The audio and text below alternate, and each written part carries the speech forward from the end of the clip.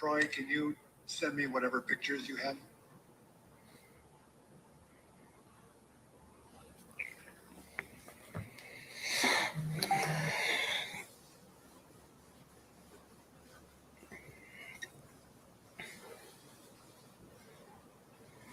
Good evening, everybody.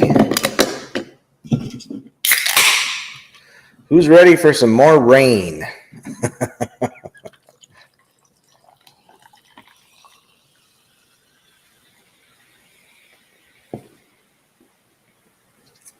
Hey, Travis, how are you, man? Thanks for tuning in. Doug, we're starting to find a couple perch, more by accidents than anything. Really haven't found anything setting up really good yet. So, yeah, I'll definitely keep everybody posted. I always tell everybody it's always typically around the 4th of July. Now, I know we're a little ahead of schedule, but we're still water temperature is not there yet. Water color is not there yet. So I give it another week or two, and then we'll really start to kind of look for them, and definitely keep you posted on what's happening with the perch stuff.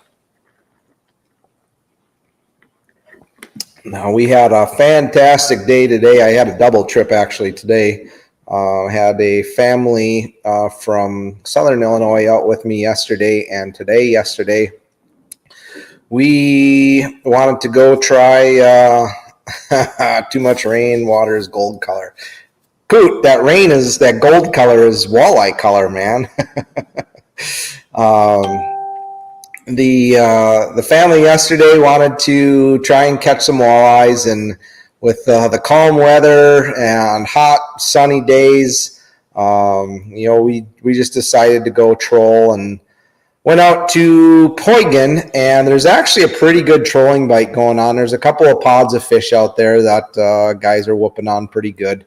A lot of small fish, a lot of those 13 inchers, but you weed through them, and you'll get some nice 16 to 18 inchers. And when you find a pod out there right now, especially this time of the season, you have to work them.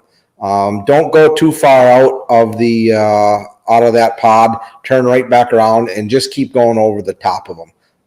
And that's really what we did. Is once we kind of cornered in where everything was, I literally just made loops all the way around, just back and forth.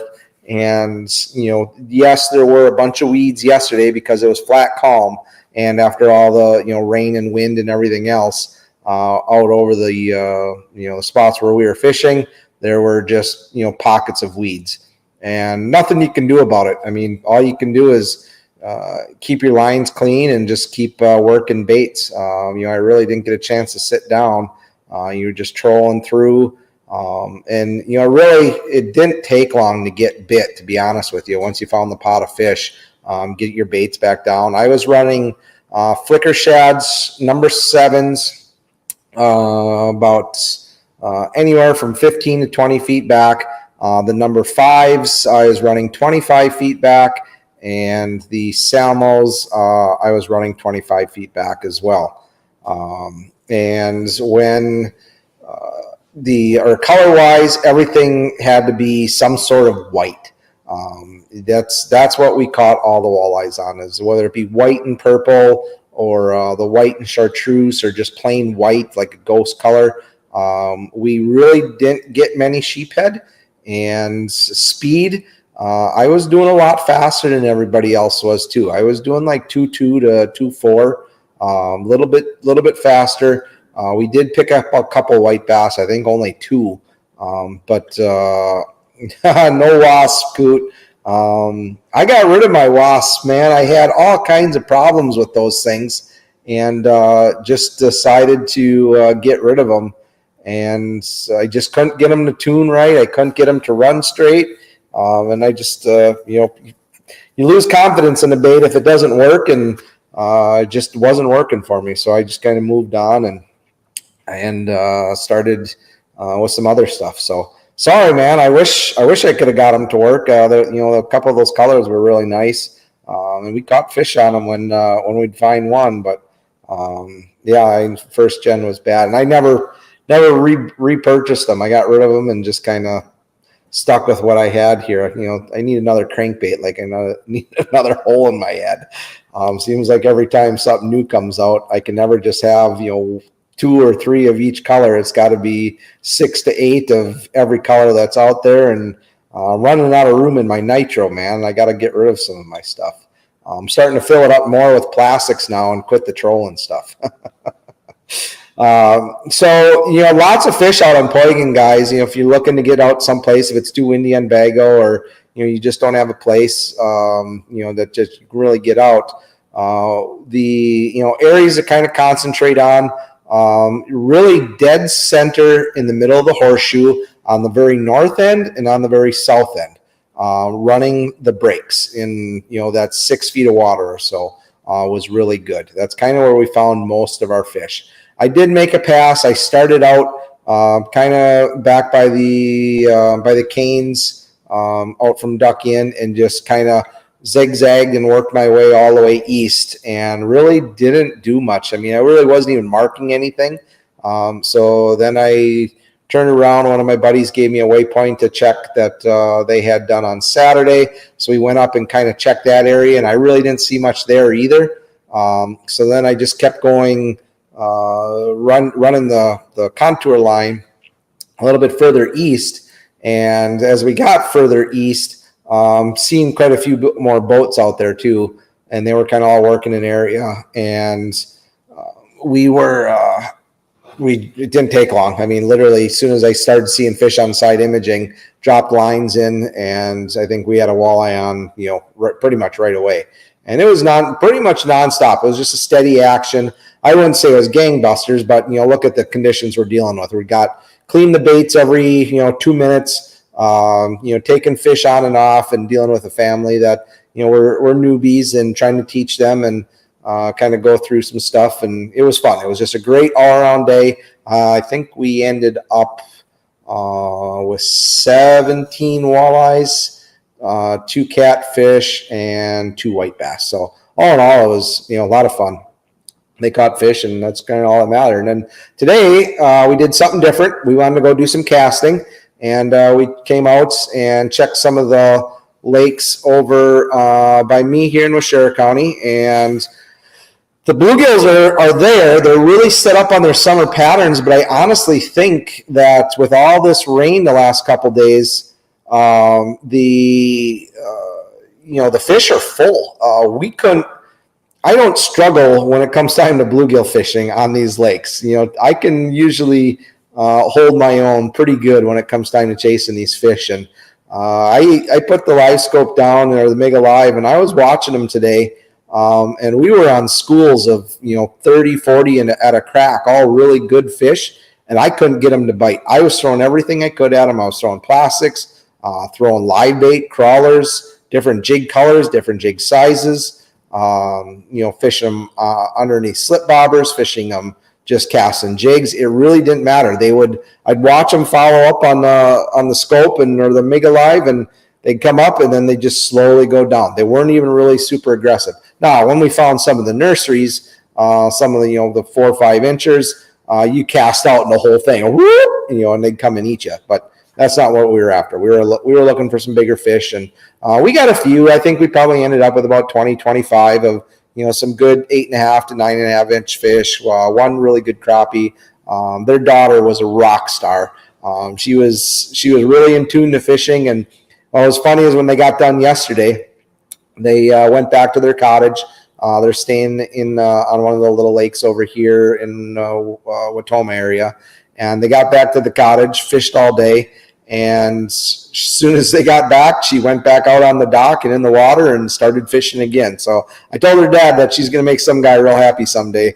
Now we just got to get her to learn how to clean fish, and she'll be all good.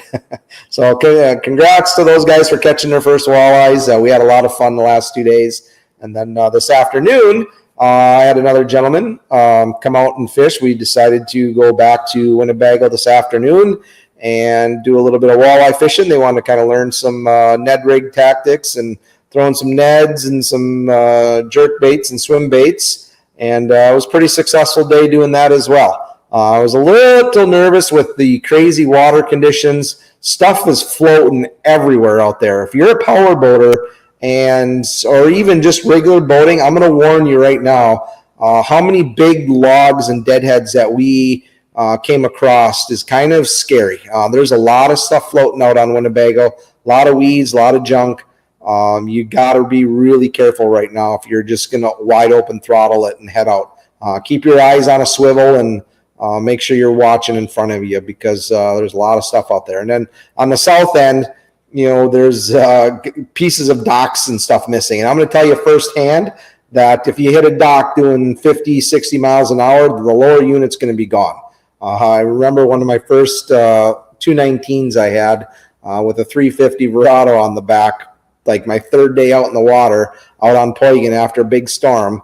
Never seen it, just cruising around, and hit something, made all kinds of racket, didn't have any power, and it sheared the whole lower unit off. I hit a section of dock that was about a foot underwater and just destroyed my boat. So just be careful.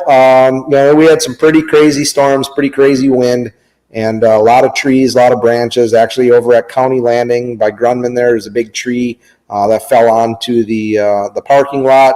A bunch of trees down driving over there. So they got a lot more wind than what we did over here in Watoma. So pray for all you guys that had damage. If there's anything we can ever do to help, just please reach out, let us know. But kind of going back to Poygan, as far as trolling, like I said, we were using smaller baits. I did get a couple on the purple flat. I think our biggest fish, the biggest 2 fish, came on a number 7 flicker minnow, purple flash, 10 to 12 feet behind the board, and my outside boards way out to the side. Seemed like they really wanted those boards away from the boat, just because it was super clear and super calm, and really not a whole lot of ripple or anything on the water. I will say the bugs were terrible. This time of the year when we get these hot sunny days, the bugs are just nasty. So kind of got to deal with that. And people always come onto the boat and the first thing they say is, how's the bugs? Well, any bug spray you have really isn't going to work. So you might as well keep the bug spray at home, and you just got to learn to deal with them. They're annoying. They get under your glasses, in your nose, in your ears, on your eyes.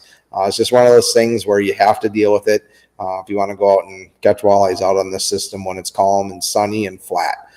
So it's been really good. The bite has been awesome. We'll do a tournament recap here. We had the Bago Walleye Club this past weekend, and I was a little nervous. I don't want to say nervous, but I wasn't as certain as I was going into the previous tournament, just because it was such a hit and miss deal all week long. Seemed like a couple of my really good number 1 spots I'd go to. And, when you're jigging these shallow areas, these really shallow points and rocks and weeds, typically within the first 5 to 10 casts if the fish are in there or not. There's times if the wind is blowing just right, I know I'm going to go in, and within the first 5 casts, I'm going to catch a couple walleyes. It's almost kind of, like the Babe Ruth calling your shot, right? You just know that there's going to be fish there. And granted, I knew there was going to be fish in some of these spots, but I just didn't know how big. Everything really changed last week. A lot of the current, I really rely and really watch on current up in Neenah and Menasha when I'm fishing the north end of the lake. If they start shutting gates up in Neenah, that'll affect the bite. Even in, the bay, by out in front of the wreck, going out towards, some of the outer rock bars, even up by Stevens Reef. That whole area will be affected when they start messing around with the gates in Neenah and Menasha. When they close those things, it seems like that whole north end just stuff changes, fish get smaller, and the bigger fish tend to move out. They really rely on that current.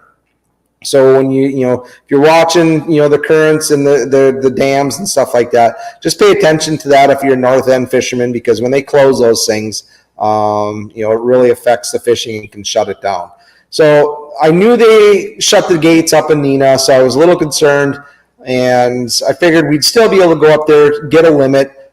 Pretty much all week I was going up and whacking a 23 to 25 incher and a bunch of 20, 21s. I'd get one good one a day. It just seems that every time we get to tournament day, I just cannot get those big fish to go. I don't know why. This time, Mike and I, we got out, we got to the first spot, made a few casts. I'm like, nah, it's not right. They're not here. So we left, went to spot number 2, and I think we got a couple fish, like boom, boom, boom, real quick. And I think we had our 5 by like maybe like 9:30, 10 o'clock. But we just couldn't get those big ones like what we were getting. Now, we did have all kinds of bad stuff happen. We broke off on some big fish. Should have never happened. We had a couple tangles, just a couple total mishaps that, should just, it's like somebody had a whole case of bananas on the boat and everything was going wrong. We were starting to get frustrated, which I really don't do a lot. I mean, typically I'm pretty calm and collected, but for whatever reason, everything was going wrong. And that's when we just decided, it's like, you know what? We haven't trolled at all this year. Let's just go try it. Let's just try something totally different and see if we can't break the ice and get some upgrades. So we trolled an area, made one pass, and I think we had a couple small ones and some sheephead. I'm like, no, I want to go back over it the opposite way, because sometimes, again, direction and current can make all the difference in the world. So we go back over it second time, and we got an upgrade. I think we got like an 18 3/4, and it's like, nah, the big fish just aren't here.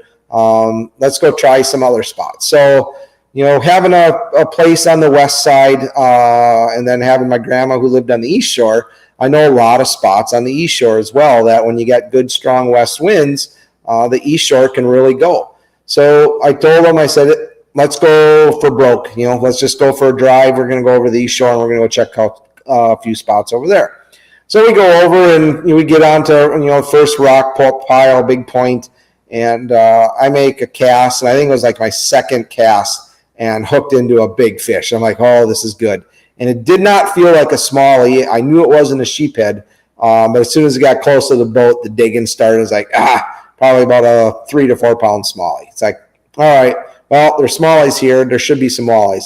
So we sat there, and multiple times we had big smallies on. I think we only caught a couple sheephead, but we every once in a while, back-to-back casts, we'd be catching these big smallies. Like, okay, time to go. So we go up to the next spot, same thing, smallmouth. Leave there, and we head south, and we just went down back into St. Catharines Bay and trolled some spots, some waypoints there, and then went up by Stockbridge Harbor. And everywhere we went, we were trolling, in that 8 to 11, 8 to 12 feet of water, and we were catching fish, pretty much consistently, just not the right fish. I think we did get 2 more upgrades. And then right away, of course, at the last second, 2 boards drop back, and I'm like, oh man, we got to reel these things in fast. So I'm reeling it literally as fast as I can to try and get this fish in. We only had a couple minutes left on the clock to get this fish in, take pictures and everything else. Mike's laughing. And sure enough, it was an upgrade, and we missed the mark. Reeled the second one in. That was an upgrade too. And yeah, it was crazy. We just couldn't get the big fish. And, stupid me, I just never went in the day before the tournament. We went and checked a couple spots that with all the rain and the current, I just never thought that the water would clear up overnight. It was super dirty. My boy or both my sons were out with me. We went and checked, and the water was just filthy. Weeds, junk, dirty. You couldn't see nothing. I'm like, it doesn't pay to go to this spot, tournament day. And the guys that won it, that's where they went. It cleared up overnight just enough that the guys that went up in there just absolutely pounded on big fish, and is what it is. Those spots ruined me, and they burned me so many times. I know enough to go there, and I just tune them out, and I guess I should just learn to always go up and try some of these areas. But anyway, again, every time you go out fishing, you learn, and there's no really price that you can put on that. Mike, I know, is learning some new spots. He's more of an uprivers guy. He really hasn't fished a whole lot on Bago, so having fun teaching him a few things and showing him some new stuff. And but for the most part, again, guys, everything's coming on either Ned rigs or swim baits or different jerk baits, throwing a lot of plastics. And I know Mike's starting to get some confidence in that. And then today, of course, I go back to number one spot. Mike's going to love this. Go back this afternoon, 1 o'clock. We get out in the water. It's bright blue, sunny day. Not a whole lot of wind, enough of a breeze, but it's an offshore wind, so it's not blowing into the rocks that I'd like. And I go up, and right away I whack like a 22, 23 incher. And then we get like another 18, 19 incher. And then a bunch of, 15, 16 inch. I mean, it was just pretty much nonstop, and we didn't even have, really good conditions. And I had two new guys in the boat that have never thrown plastics. And Kobe, the young guy that I had in the boat with me tonight, had never caught a walleye before. So he caught a bunch of walleyes, got a nice smallie, and really had a good time. Caught a bunch of fish and taught him some new things. And just one of those things, man. Always before and after, but never during the day. I'm gonna have to put Mike in a gunny sack and stuff him someplace, and hopefully, I can maybe get it myself, or maybe I'll make him pay for a guide trip, and then that way it'll be like we're just working, and then he can. I'll pretend I'll teach him, and we can go out and whack them, because that's typically what happens. Is we just go out fishing as a guide trip, and that's when we whack them. When we go out for a tournament, we think too hard and we don't get them. But anyway, that's kind of the laydown. The trolling bite, again, on the east shore, out in front of Stockbridge, we were pulling flicker minnows, flicker shads. The flicker minnows, I was doing, what were we doing, Mike? I think 25 to 35 feet back, kind of really pounding the bottom, pounding the rocks. Salmos, I think I was doing like 50 feet, 60 feet back. I think we were doing about 2 miles an hour or so, not real fast over there. But we were picking up fish pretty consistently. If you're looking to go out and get a bunch of eaters right now, out in front of Stockbridge, there's so many fish on those rock piles. And again, up by, Garlic and the shoreline, or the troll from, all along Stevens Reef has been putting out a lot of nice eaters. And just overall, it's been a really, really good troll bite for guys. I just don't troll. I'd much rather set the hook on fish, and that's kind of deal. Scott asked, what's the best launch for Poygan 21.5 foot glass boat? Scott, so you can launch a couple different places. I typically meet people at the Fin and Feather and then run up from there. or you can launch at the Duck Inn. It's just a little bit longer walk from the parking lot. Otherwise, the county landing over, just to the west of Nofke's on the south shore, there's a boat landing there. With the water being as high as what it is right now, you should have no problem. And then just park across the street. So, guys, and that's the other thing, guys, is right now the water is extremely high. I know they're dumping water out of the system. The rivers are really high, but the lake is really high. Even down at the boat launch tonight or today, down on by Grunman, the water is actually coming up over the top of the blacktop. So the water is extremely high out there right now, which is going to make for some pretty good fishing here in the next week or two. Getting up into some of these shallow areas, you've got another 6 to 8 inches of water up at these shallow weeded areas and these shallow rocks. That's just going to help hold more bait and let that wind push up even shallower and get those fish up in there. What's crazy is, when I'm taking people out and showing some of these things, the number one thing I hear out of everybody's mouth is, man, I cannot believe how shallow we are fishing. We're in 1.5 feet, 2 feet of water. That's it. Sometimes 2.5, 3 feet, but most of the time where we're putting our jigs, we're casting up into that, sometimes 6, 8 inches of water. And you're going to get walleyes and smallies mixed in up in that real shallow stuff. If you know and you can find them, they hang as tight to shore as possible because you got to look at what they're doing. They're there to eat, and they're lazy. They can be really lazy fish. If the wind is doing the work for them, they're not going to do anything but sit there and wait for food to come into their mouth, literally come into their mouth. And when you fish shallow spots like this, you'll see it firsthand because people cast, and before they can even flip their bail over, their line is already going 100 miles an hour and there's already a fish on. Most of the time, when these fish are up shallow, this wind is blowing up against these rocks and just crashing in these rocks. The bait fish can't go any further than what those rocks do.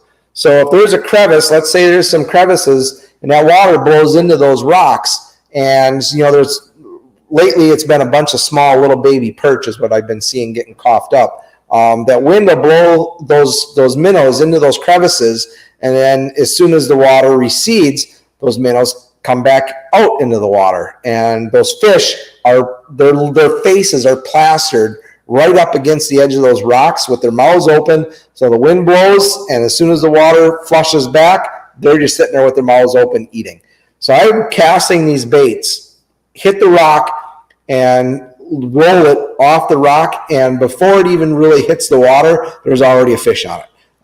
And that's happened numerous times, multiple casts in a row. Even tonight, we ran into one of these rock piles, and I'm like, well, there's enough of a south wind. It's not ideal, but there should be something up into these shorelines.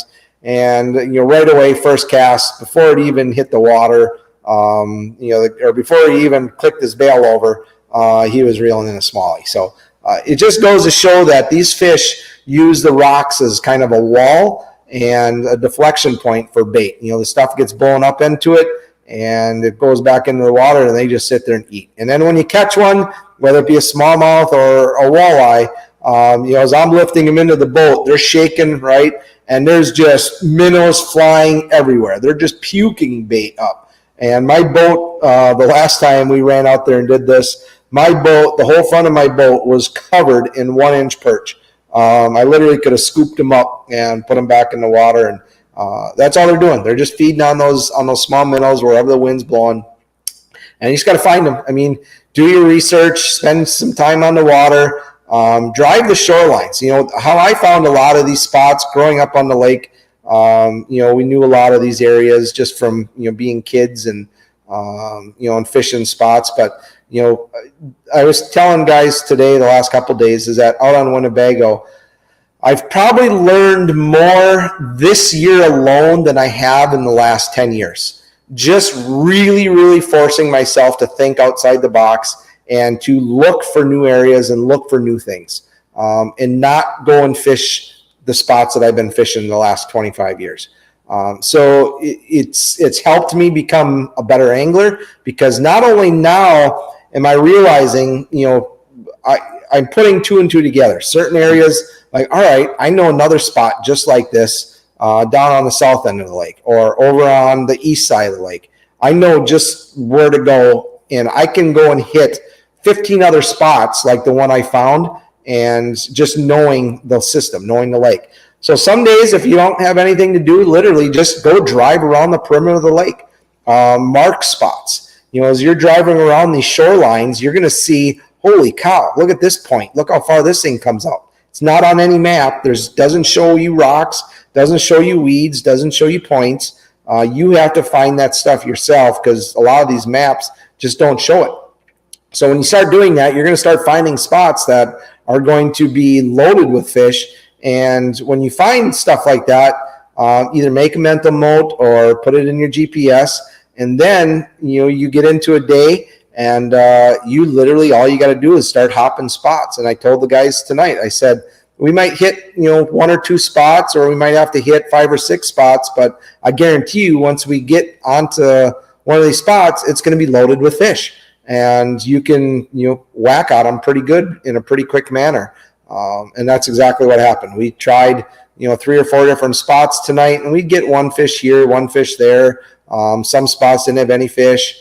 And, I'm just like, okay, we're just going to keep going. I'm going to keep showing you spots, and we're going to land on them. And sure enough, just happened to get on, one of the first spots that we fished in the tournaments, and the fish were just stacked up on there, and we whaled on them. So, again, time on the water makes you a better angler, and there's nothing more true than that, than going out and trying new things, doing new things. And if you're looking to catch fish, sure, go catch your fish, but then go for a boat ride.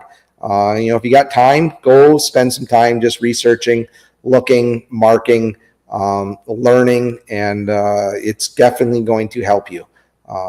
And you'll become a better angler because of it. So that's what I know as far as what's going on in the Winnebago system. The bluegills, we kind of talked about that earlier. I'm really excited to get back over to Green Lake here next week and start whooping up on some of those big green bluegills and chasing some walleyes in the weeds, maybe some big pike as well. So, we're kind of getting into that midsummer pattern. It's getting pretty warm out there. I think I had 75, 76, depending on where we were at today on Winnebago. So she's going to start turning green. We got all this rain, all this runoff coming from the farm fields. I can only imagine what this lake's going to look like in another couple of weeks. I think it's going to be pretty nasty, pretty green, pretty stinky. So get out there while you can. But hopefully by then, with the warm up and everything else, Green Bay turns on, and we can get out on Green Lake. Up on Green Bay. I'm going to try and concentrate on Green Lake. I think there's a lot of nice fish to be had out there. Do some walleye fishing and try and really start to dissect that, because you get a good mixed bag of walleyes and smallies, and you always got that chance of some true 10, 12-pound walleyes out there too. So some really, really big fish and a lot of really nice fish out there. Does anybody have any questions? I know, we've been kind of preaching about a lot of these plastics the last couple of weeks. But if you have any questions, please ask. It's always good to answer questions versus just sit and blab all night. It helps me out as well, so I don't have to sit there and try and think of stuff to talk about. Please, too, if anybody, I'm going to share the puppies on my page again. I have 4 males left. If anybody's looking for a purebred wire-haired griffon, they are phenomenal dogs. They're great family dogs. They're great hunters. They're very versatile when it comes time to hunting, because they're naturally pointing dogs, but they love water and they love to retrieve. So, if you're looking for a new companion, new family pet, new hunting buddy, please share away or let me know. I would love to see these things go to a good home. We've got, like I say, we had 9, and we are down to 4 right now. So I really haven't tried. I'm going to start pushing here now the next week or two. They will be ready to go around the 14th or so of July, 14th, 15th. And we'll people can come over, take a look. I can send you pictures of the 4, but really nice dogs. Kurt asks, how do you put on Seaguar tactics? Now, what do you mean by that? I've got a spooling station at home, but you can wind up, wind it. I always tell, with like monofilament or fluorocarbon too, there is a wrong way and a right way. And you start reeling, and if you start seeing your line twist, flip your spool over backwards and, start reeling the opposite way.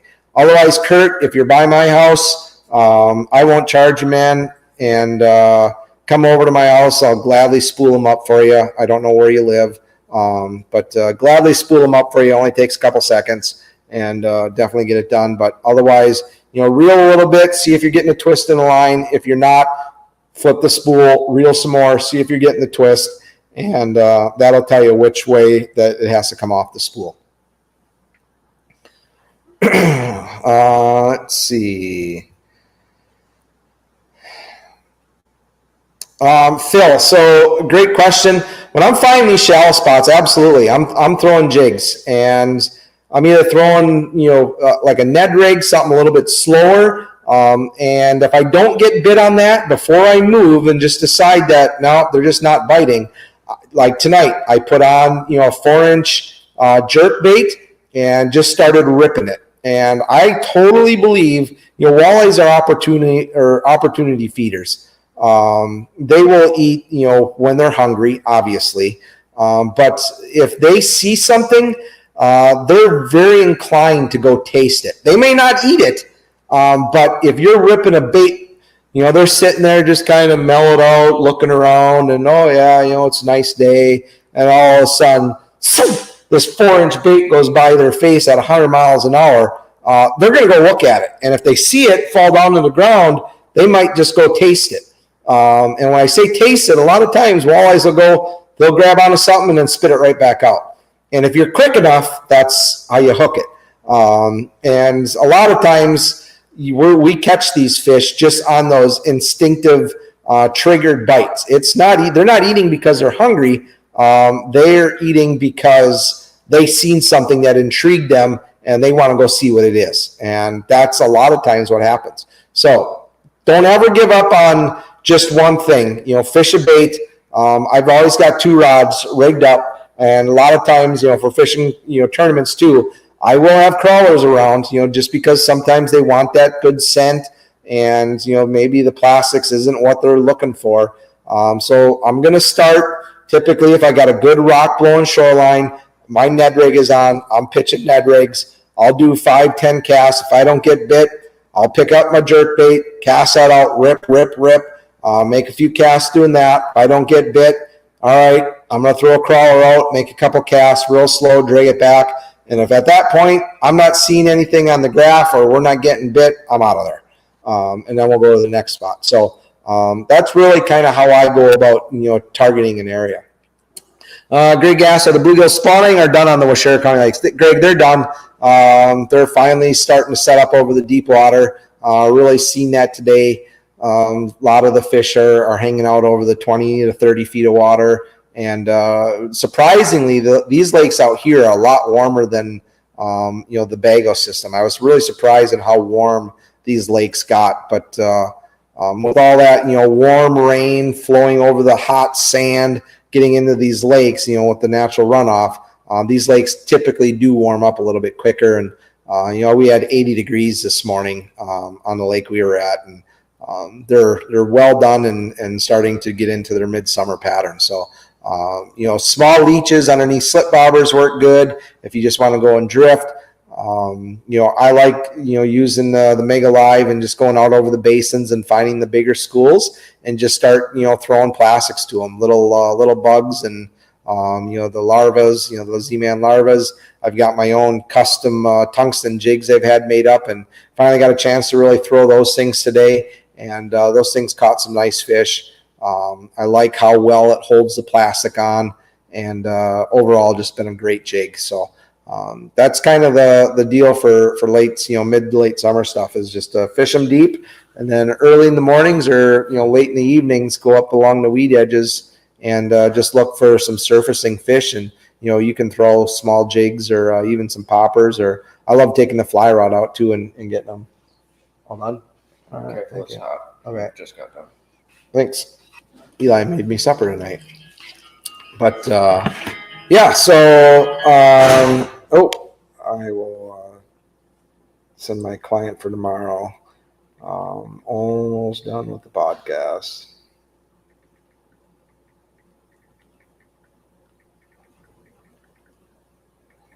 All right, sorry about that. I'm just trying to set stuff up for tomorrow. So that's it, guys. That's all I really know. Let's see, Scott. Do you see the walleyes in the shallows with sonar, or do you fish the structure where they should be or the wind or the weather? A little of both, Scott. When you start getting good at reading your electronics, you can start to pick out fish. I'm not a live scoper. I'm going to tell you that right now. I will use it on occasion. If I know the fish are there, I'm seeing them on side imaging. I'm seeing them on my 360. And, I'm watching them, but I just can't figure out how they're reacting to the baits or why they're not fully committing or eating. That's when I'll drop the live scope or the Mega Live down and sit there and watch these fish and try and figure out what I'm doing wrong. Maybe I'm slowing up. Maybe I'm going too fast, just to try and figure out what's happening. But for the most part, I use side imaging till I find those bigger rocks, those bigger chunk rocks that we were talking about in a previous episode. Find those areas that have the big boulders, and I will drive around in circles and really dissect the area to figure out exactly which pocket I want to cast into. And then I'll anchor the boat and get the boat perfectly so that we can cast into those spots. And that's really it. I don't really sit there and watch the live scope on these fish. I think it wastes time. And I think you spend more time watching that than you do concentrating watching your line or, watching where you're casting and watching what's happening. You develop that confidence of, okay, like I was talking about before, I know I can catch fish here. We've got the perfect wind. We've got the perfect size rocks. There's no reason why there shouldn't be walleye here. And like I say, every once in a while, certain areas, with the 360, I do watch the 360 a lot because that allows me to position the boat perfectly, depending on the wind and everything else. I'm watching that, not so much for fish, even though I stare at it a lot to see if there's fish swimming around. But I'm really just using that for boat control to make sure that I am setting the boat right where we need to be able to cast into these rock piles. And that's how I use my electronics. I know a lot more guys are really keyed in on watching live scope, and I'm just not a scoper like that. Not in that shallow water. It just doesn't work as well, especially when you start getting into areas that are 1.5 feet, 2 feet deep, and then you've got a 2-foot wave coming in. As these waves crest inside the hulls of the waves, I can see the rocks on the bottom. So, you're going to basically be shooting through air at that point. So the live scopes just really don't work when it's shallow. Use your side imaging, use a 360 if you got it for boat control and to make sure you're in the general right areas, and then just fish. Just start casting. You're going to find out real quick if you've got fish in the area because they're going to bite your baits. Let's see if I'm missing any questions. Scott, yeah, no problem. Usually I run up from Bago, but never launch on Poygan. Yeah, with the high water right now, Scott, you can definitely launch on Poygan, no problem at all. I launched in one of the worst launches over on the west end, and I can get my boat in there, pretty easily. You just got to be careful. You don't want to really power load hard because it is really shallow in those spots, and the angles are kind of goofy. But the South Shore there at the county landing, you can get a big boat in there, no problem. That's it. All right, gentlemen and ladies and gentlemen, I guess. I appreciate you guys tuning in again, and we'll be back out again tomorrow, and I'll post some pictures here from today, and I'm sure we'll post some pictures for tomorrow.